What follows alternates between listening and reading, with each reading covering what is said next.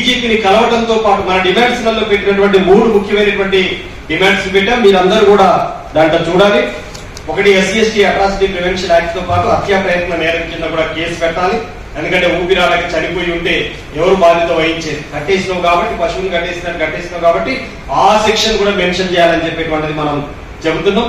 అట్లాగే జిల్లా కలెక్టర్ గాని సిపి గాని ఇప్పటి వరకు కూడా గ్రామానికి పోలేదు. ఇంత ఘటన జరిగింది, పోవాలి, ఆ గ్రామాన్ని సందర్శించాలి, ఆ బాధితులకు భరోసా ఇవ్వాలి, ఆ పెత్తందారులపైన చర్యలకు ఆదేశించాలి, కింది స్థాయిలో ఆదేశించాలి అనేటువంటిది కూడా మనం డిమాండ్ గా పెట్టాం. అదేవిధంగా పౌర హక్కుల పరిరక్షణ చట్టం 1955 పౌర హక్కుల పరిరక్షణ చట్టం వచ్చింది. ప్రతి నెల చివరి రోజున 30 తారీఖు ప్రతి నెల 30వ తేదీన పౌర హక్కుల పరిరక్షణ దినం ప్రకారంగా ఆ ఊళ్ళో ఆ పౌర హక్కుల పరిరక్షణ దినాన్ని నిర్వహించాలి. ప్రజల్ని ఎడ్యుకేట్ చేసే విధంగా ఉండాలి. మేము ఆ ఊరికి పోయినప్పుడు ఆ ఊర్లో రెడ్డిస్ కుటుంబాలు ఎక్కువ ఉన్నాయి. ఒకరిద్దరు రెడ్డిస్ కూడా కలిశారు. ఇది చాలా దుర్మార్గమైంది. మా రెడ్డి కూడా తలమానికమైనటువంటి పద్ధతులలో వాళ్ళు కూడా చెప్పారు. అందుకనే కేవలం దళితుల మీద జరిగిన దాడిని దళితులు మాత్రమే ఖండించడం కంటే అన్ని సంఘాలు, అన్ని కులాల్లో ఉన్నటువంటి వాళ్ళు కూడా ఖండించాలి. దీని వెనకాల సామాజిక ఆర్థిక కోణాన్ని ఆలోచించాలి. కేవలం ఒకే కోణంలో దీన్ని పరిశీలించలేదు. ఆర్థికంగా అత్యంత పేద కుటుంబం రాములు కుటుంబం, బేగర్ రాములు కుటుంబం. అది అదేవిధంగా సామాజికంగా అత్యంత వెనుకబడినటువంటి అంటరాని వాళ్ళు వీళ్ళు అనేటువంటి పద్ధతులలో చూపిస్తున్నటువంటి తరగతికి సంబంధించిన ఎస్సీ బేగరికి సంబంధించినటువంటి వ్యక్తి కావటం, అటున్నటువంటి పెత్తందారుడు ఆయన రిటైర్డ్ టీచర్ కావటం, ఆర్థికంగా బలవంతులు కావటం, అగ్రకులం అనేటువంటి అహంభావం ఉండటం, ఇవన్నీ కూడా ఆర్థిక సామాజిక అణిచివేతలతో కూడినటువంటి అంశంగా మనకు కనిపిస్తుంది. అందుకని ఇమ్మీడియట్లీ అరెస్ట్ చేయాలి, ఏ మాత్రం లేట్ చేయకూడదని చెప్పేటువంటి పద్ధతులలో మనం కోరుతున్నాం. దీంతో పాటుగా మన కార్యాచరణకు సంబంధించిన ఇమ్మీడియట్లీ డీజీపీకి రిప్రజెంటేషన్ చేయటం, 24 గంటల్లో అరెస్ట్ చేయకపోతే చలో ఏసీపీ ఆఫీస్ కి మిగిలిన అన్ని సంఘాన్ని కలుపుకొని కేవీపీఎస్ ఆధ్వర్యంలో అక్కడి చలో ఏసీపీ ఆఫీస్ ముందు ఆ ఊర్లో ఉన్న బాధితులు, మన సామాజిక ప్రజా సంఘాలు అందరితో కలిపి అక్కడ ఉన్నటువంటి ఏసీపీ ఆఫీస్ దగ్గరికి వెళ్ళాలి. అరెస్ట్ చేసేంత వరకు వదిలిపెట్టకూడదు. ఈ ఘటన కేవలం ఆ ఊర్లో ఒక వ్యక్తికో లేకపోతే ఒక కుటుంబానికో జరిగినటువంటి ఘటన కాదు.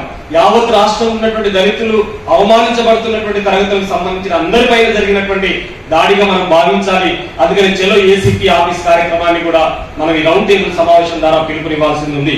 అదేవిధంగా షాబాద్ మండల కేంద్రంలో అవసరమైతే యాదగిరిని వెంటబెట్టుకుని కేవీపీఎస్ తో పాటు అక్కడ ఉండేటువంటి అన్ని సంఘాలను పిలిచి బాలమహానాడు, ఎంఆర్పీఎస్ గాని, అంబేద్కర్ సంఘాలు, బీబీఎఫ్ గాని, ఇతర అన్ని ప్రజా సంఘాలు, రాష్ట్రంలో ఉన్నటువంటి అన్ని ప్రజా సంఘాలు, కార్మిక కర్షక సంఘాలు, ఆ ఏరియాలో ఉన్నటువంటి అన్ని సంఘాలను ఇప్పుడు మన సమావేశానికి సిఐటి రాష్ట్ర జనరల్ సెక్రటరీ గారు వచ్చారు. వారు రావటం అంటే అనేక సంఘాలకి ఒక పెద్ద దిక్కు. వారు కూడా అక్కడ వాళ్ళ సంఘం కూడా చాలా పెద్దగా ఉంటది కాబట్టి వాళ్ళందరినీ కూడా ఈ కార్యక్రమంలో ఇన్వాల్వ్ చేసే విధంగా ఉపయోగపడుతుంది అనే ఉద్దేశంతో షాబాద్ మండల కేంద్రంలోనే నిరాహార దీక్షలు పెడతాం. వాళ్ళని అరెస్ట్ చేసేంత వరకు వదిలిపెట్టేటువంటి పరిస్థితి లేదు. అందుకని ఈ కార్యక్రమం, ఈ కార్యాచరణలో మనం రూపొందించిన డిమాండ్స్ పైన మేము ఈ సంఘాల నుంచి సూచనలు, సలహాలు తెలియజేసి ఈ కార్యక్రమాన్ని మరింత పరిపుష్టం చేసి బేగరి యాదగిరికి జరిగినటువంటి అవమానాన్ని తీవ్రంగా ముక్త కంఠంతో ఖండించే విధంగా అందరూ సూచనలు, సలహాలు ఇవ్వాలని చెప్పి తెలియజేస్తూ హాజరైన మీ అందరికీ కేవీపీఎస్ తెలంగాణ రాష్ట్ర కమిటీ తరఫున మరొకసారి జై భీమ్, లాల్ సలాం తెలియజేస్తూ నేను ముగిస్తున్నాను. మనం ఫైనల్ చేసుకుంటే ఒకవేళ 5వ తేదీ మనం ఫిక్స్ అయితే 5వ తేదీన డీజీపీ దగ్గరికి అన్ని సంఘాల నాయకులు ఇదే ఆహ్వానంగా రావాలి. ఆ తర్వాత మా ఆఫీస్ నుంచి ఫోన్ ఫాలోఅప్ చేస్తాం. ఆ బాధితులు కూడా డీజీపీ ఆఫీస్ రమ్మని చెప్పేసి అందాం. తీసుకొని డీజీపీ గారి కాడికి వెళ్దాం. 5వ తేదీ మీరందరూ గమనంలో ఉంచుకోవాలి. ఇది ఒకటి. రెండవ విషయం, ఇక్కడికి వచ్చిన ఆ కేసారానికి సంబంధించిన బాధితులు ఎవరైతే ఉన్నారో అక్కడ ఉన్నటువంటి కేవీపీఎస్, బాలమహానాడు, ఎంఆర్పీఎస్ అన్ని సంఘాలు, ఇక్కడికి వచ్చిన అన్ని సంఘాలు, ఫలానా సంఘం అనేది లేదు, అందరం కలిసి బేగరి యాదగిరి న్యాయ పోరాట కమిటీ లాంటిది ఒక కమిటీని ఏర్పాటు చేస్తాం. 24 గంటల్లో అరెస్ట్ చేయకపోతే అక్కడ రిలే నిరాహార దీక్షల్ని ప్రారంభిస్తామని చెప్పారు. కాబట్టి కేవీపీఎస్, అన్ని ప్రజా సంఘాల నాయకులు షాబాద్ లోనే ఒక టెంట్ వేసుకొని వాళ్ళు అరెస్ట్ చేసేంతవరకు ఇక్కడి నుంచి లేవమని చెప్పేసి పద్ధతుల్లో ఉంటుంది. మనం పోరాటం చేయకపోతే పోలీసులు, దొరలు, పెత్తందారుల పక్షాన్నే ఉంటుంది. అంటే పోలీసులు అంటే ఎవరి తరపు ప్రతినిధులు అని చెప్పేసి అంటే రాజ్యం ఎవరి చేతుల్లో ఉంటే వాడికి ప్రతినిధి వాళ్ళు. అందువల్ల రాజ్యానికి ప్రతినిధులు ఉంటారు తప్ప మనలాంటి పేదవాళ్ళు, దళితులు, అట్టడుగు పొరల్లో జీవించే వాళ్ళ తరఫున పోలీసులు ఉండరు. పోలీసుల మెడలు వంచేటువంటి ఒక ప్రతిఘటన పోరాటాన్ని మనం నిర్మిస్తే అప్పుడు పోలీసు దిగొచ్చి మన దగ్గరికి రావడానికి అవకాశం ఉంటుంది. అయితే వాళ్ళు ఎంత రాజ్యం వాళ్ళ చేతుల్లో ఉన్నా, అగ్రకుల ఆధిపత్యం వాళ్ళ చేతుల్లో ఉన్నా, వాళ్ళకంటే ఎక్కువ విజయం సాధించగలిగే కెపాసిటీ ఎక్కడ ఉంది మనకంటే ఒకటి గుర్తుపెట్టుకోవాల్సింది, ఒకటి డాక్టర్ బాబాసాహెబ్ అంబేద్కర్ రాసిన భారత రాజ్యాంగంలో వాళ్ళ మెడలు వంచేటువంటి ఒక బలం ఉంది. ఆ బలం మన వెంట ఉంది. కాబట్టి ఆ రాజ్యాంగబద్ధంగా SC ST atrocity prevention act కానీ, అదేవిధంగా అటెంప్ట్ టు మర్డర్ చేయడానికి ప్రయత్నం చేసిందన్న కేసు కానీ, ఈ రెండింటిపైన తక్షణమే అరెస్ట్ చేసి వెంటనే జైలు పాలు చేయాలనేటువంటిది చట్టం చెబుతున్నది. ఆ చట్టాన్ని ఉల్లంఘిస్తే ఎస్సీ ఎస్టీ అట్రాసిటీ యాక్ట్ చెప్పేది ఏమిటి?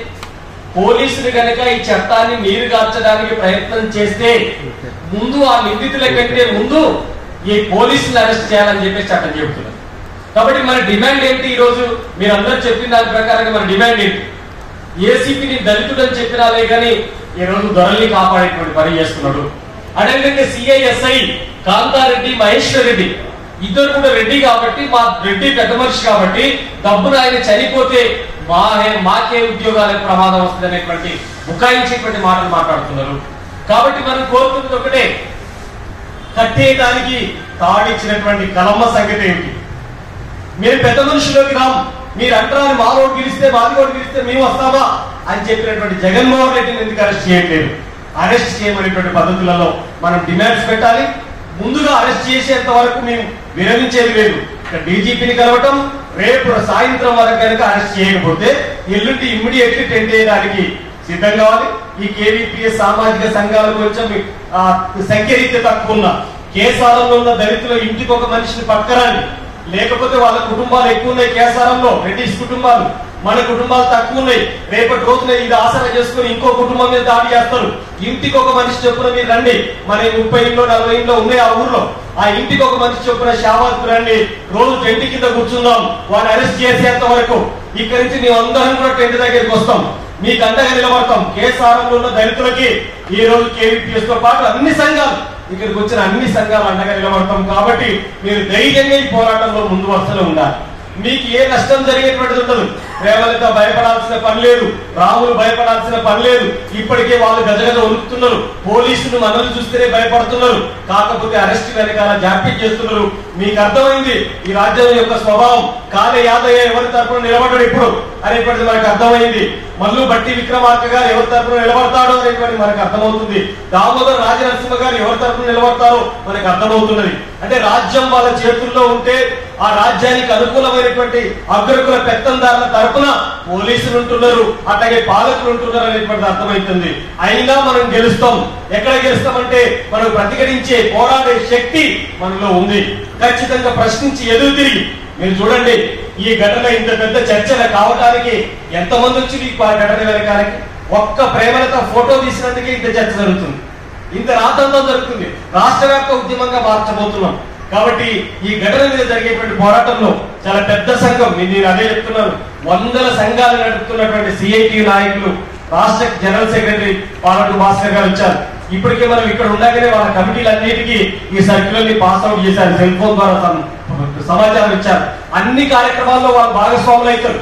కాబట్టి ఇట్లాంటి పెట్టిన ఇన్ని డిమాండ్స్ మీద 5వ తారీఖు నాడు డీజీపీని కలవటం, రేపు సాయంత్రం వరకు అరెస్ట్ చేయకపోతే 4వ తారీఖు నుంచే టెంట్ వేసేటువంటి పనికి సిద్ధం కావాలి. కేసారం గ్రామస్తులందరూ పూర్తి స్థాయిలో అక్కడ ఉండాలి. మన నాయకులు ఒకరిద్దరు వచ్చినా, మీరు ఒక 15-20 మంది వచ్చి మనం కూర్చున్నా అదొక చర్చ జరుగుతుంది.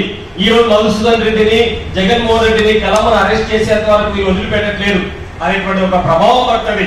కాబట్టి ఆ పద్ధతులలో మీరు ఉండాల్సిన అవసరం ఉంటుందని చెప్పి తెలియజేస్తూ చాలా విలువైనటువంటి సూచనలు, సలహాలు చాలా చెప్పారు. దీంట్లో బాలలకు సంబంధించినటువంటి హక్కుల సూచన వచ్చింది. హత్య ప్రయత్నం కింద కేసు పెట్టాలనేటువంటిది వచ్చింది. అదేవిధంగా ఈ చట్టాన్ని నీరుగార్చడం కోసం కొత్త చట్టాలు ఇచ్చినాలే కానీ ఆ చట్టాలు ఎవరికి ఉపయోగపడతాయి? ఎందుకు ఈ కేసుని మొత్తం నీరుగార్చడానికి ప్రయత్నం చేస్తుంది? ఇంతెందుకు SC ST atrocity prevention act ని కూడా 41 CRPC ప్రకారంగా డైరెక్ట్ వాడు స్టేషన్ బెయిల్ ఇస్తున్నాడు. మన చట్టాలు, ఉన్న చట్టాన్ని నీరు కార్చడం, కొత్త చట్టాలు వచ్చినాయి. కొత్త చట్టాలు ఏమైనా రక్షణకు ఉపయోగపడతాయి అంటే, రక్షణ లేకుండా చేయడానికి కొత్త చట్టాలు వస్తే అవి ఎవరు చుట్టాలు, ఆ చట్టాలు ఎవరు చుట్టాలు అనేటువంటి మనం ప్రశ్నించాల్సిన అవసరం ఉంటుంది.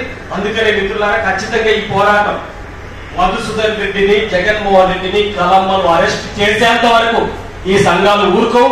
కాబట్టి బాధితులున్న మీరందరూ కూడా భాగస్వాములు కావాలని చెప్పేసి రౌండ్ టేబుల్ సమావేశం ద్వారా ఈ తీర్మానాన్ని మీ ముందు అందరం సంయుక్తంగా ఆమోదిస్తూ ఖచ్చితంగా పోరాటాన్ని ముందుకు తీసుకెళ్దామని చెప్పేసి తెలియజేస్తూ నేను ముగిస్తున్నాను.